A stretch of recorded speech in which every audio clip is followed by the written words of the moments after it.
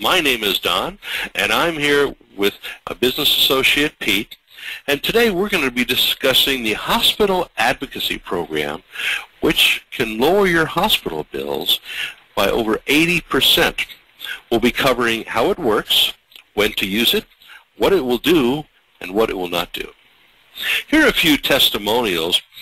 First one here is from Joe out of Vancouver, Washington, and Joe has saved with this program over $35,000 in medical expenses. Number two, we have Kelly from Phoenixville, Pennsylvania, and Kelly saved $3,300 on her hospital bill. Number three, we have Richard from Illinois, and Richard saved over $55,000 altogether through this program. Number four, we have Alicia from Dallas, Texas, and Alicia saved over $11,000 on her mother's hospital bill. And lastly, we have Robert from Houston, and Robert saved over $31,000 on his medical expenses through the use of this program. Now, let's cover some basic requirements. Pete, you want to elaborate on this? Yes, I will. Thanks, Don. Okay. The member has to be in our program at least 1 week prior to your hospital admittance. That means they need to sign up, send in their paperwork to our hospital advocacy counselor, and then start that pre-negotiation with the hospital at least 1 week prior. You also have to have anticipated medical bills totaling $2,500 or more. So you're always going to want to get a copy from the hospital, what your anticipated bill is, or the medical facility, and as long as it's more than $2,500 or more, we can help you out. And the member must remain active, that means part of our program throughout the entire advocacy procedure. All right. Now, these are issues that could cause a person not to be qualified. Pete, want to cover that? Okay. Yes. And again, here, have a prior contract agreement with the hospital. We can't change that.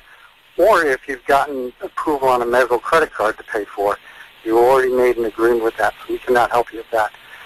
If the hospital's already been paid, so we can't help you with that, any bills that have already been paid. Any previous conditions, we cannot go back. The same as if you have an existing medical bill or bills in collection, if it's already in process, we cannot go back and do that. It's got to be only ones at this point in time. And if we do decide to take your case and it's something we can do not try to negotiate yourself. We'll handle the negotiation. Now, one other issue is, what about for emergency rooms? Are they covered? And yes, they are. So as soon as you are able to call us after you get into the emergency room or the hospital, give us a call, and then we can start the negotiations right after, once we have that total bill for that visit. Okay. Now, we have some question and answers regarding this program here, but I have a few questions of my own, Pete. First of all, if I have a pre-existing condition, let's say I have cancer or some kind of an illness or disease, would I be eligible to enroll in this program here? Yes, you would, because pre-existing conditions are not a disqualification.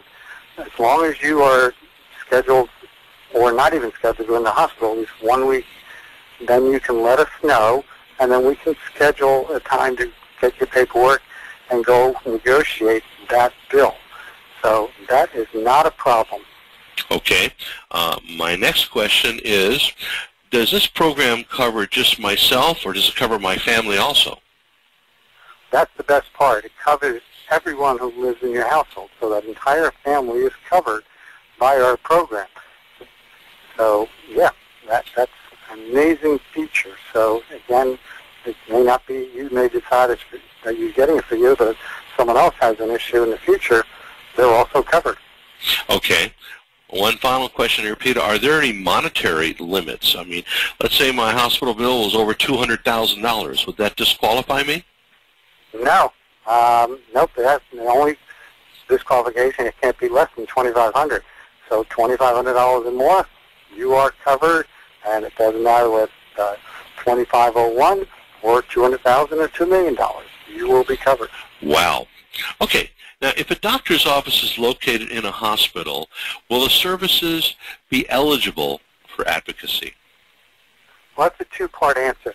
So the first part, if the physician is not part of our hospital advocate program, then those charges will become part of the aggregate amount. So that will count towards your $2,500. And as long as between the physician's charges, the hospital charges, and any other charges that may come from this are over that $2,500 threshold, we can advocate that for a lower fee. However, if the physician is part of our program, then those fees are already negotiated to a lower fee, and they will not be part of the advocacy service.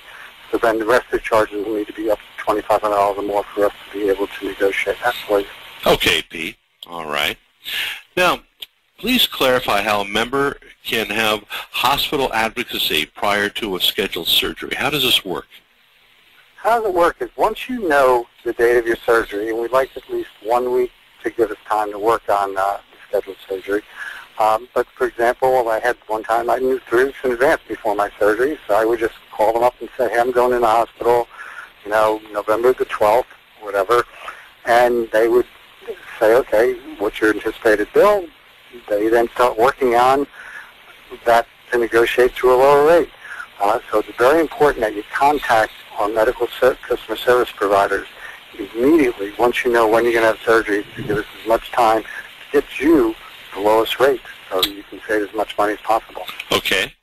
Now, if I have insurance with a high deductible, can the hospital advocacy program negotiate to lower that deductible? No, unfortunately, that deductible is a legal contract between you and your insurance company. So that must be paid first. So if you have a $5,000 deductible and the bill is got to have to be at least $7,501 or more, so this way then we can take the $2,500 and help you. But that $5,000 will need to be paid. So there's nothing we can do about that legal contract that you have with your insurance. Okay. And I have another question myself here, Pete, is does this hospital advocacy program to lower a person's medical bills, does this cover elective surgery such as cosmetic surgery? Are there any types of surgery excluded? No, there are not any. As long as it's not something that you've already done, you can, any surgery, so elective, cosmetic, is all available for this program. Again, as long as you have the 1 week in advance and the $2,500 minimum, you can, there's no exclusions. Okay, very well. All right, now let me summarize what this program offers. First, when a hospital and the anticipated charges exceed $2,500, an advocate will be assigned to you. Number two, an advocate will negotiate the best possible discount on the hospital bill and work out a payment plan on the balance. So if you have a substantial balance, it'll set up a plan where you can pay it on a monthly basis, the remaining balance that'll fit your budget. Number three, depending upon your financial situation, and if you're eligible, your advocate will apply for financial assistance from various groups to pay off the hospital balance on your behalf. We've seen situations here where people have had medical expenses of over $100,000, and they're able to literally bring that down to zero. Does this apply to everyone? No, but we have seen situations where people have had their hospital bills completely eliminated. Throughout the process, your advocate will keep you updated on the status of your case, and there's only a 3 business day waiting period to utilize this program. Once again, though, you do have to give 7 days advance notice before you actually go into the hospital for your surgery. So historically, the average discount negotiated has been greater than 80% of the hospital's total charges. Now, here's my question, Pete.